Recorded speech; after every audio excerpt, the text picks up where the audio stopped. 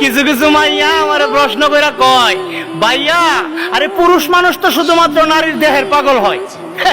হাস্যকর একটা বিষয়। আরে বুকা মাইয়া, সব পুরুষ যদি নারীর দেহের পাগল হইতো তাহলে মাত্র 500 টাকার বিনিময়ে পতিতালয়ে যাইয়া নারীর দেহটারই কিন্তু বছরের পর বছর একটা নারীর জন্য অপেক্ষা করতো না, এমন কি ভালোবাসার মানুষটা হারানোর বেদনা সহ্য করতে না পারা 1000 টাকা খরচ কইরা নেশাপানি কইরা নিজের ভিতরে থাকা কলিজা পুরাইতো না।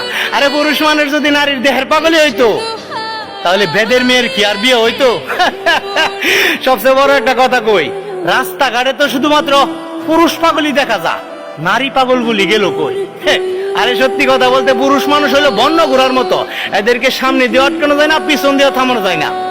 একমাত্র উপায় হইল ভালোবাসা দিয়ে মন জয় করতে হয়। কিছু কিছু মাইয়া আমার প্রশ্ন কইরা কয়, ভাইয়া আরে পুরুষ মানুষ তো শুধুমাত্র নারীর দেহের পাগল হয়। হাস্যকর একটা বিষয়। আরে বুকা মাইয়া, সব পুরুষ যদি নারীর দেহের পাগল হইতো তাহলে মাত্র 500 টাকার বিনিময়ে পতিতালয়ে যাইয়া নারীর দেহটারই কিন্তু বছরের পর বছর একটা নারীর জন্য অপেক্ষা করতো না, এমন কি ভালোবাসার মানুষটা হারানোর বেদনা সহ্য করতে না পারা 1000 টাকা খরচ কইরা নেশাপানি কইরা নিজের ভিতরে থাকা কলিজা পুরাইতো না। আরে পুরুষ মানুষ যদি নারীর দেহের পাগলই হইতো তাহলে বেদের মেয়ের কি আর বিয়ে হইতো? সবচেয়ে বড় একটা কথা কই, রাস্তাঘাটে তো শুধুমাত্র পুরুষ পাগলই দেখা যায়, নারী পাগল গুলি গেল কই? আরে সত্যি কথা বলতে পুরুষ মানুষ হলো বন্য ঘোড়ার মতো, এদেরকে সামনে দিয়ে আটকানো যায় না, পিছন দিয়ে থামানো যায় না।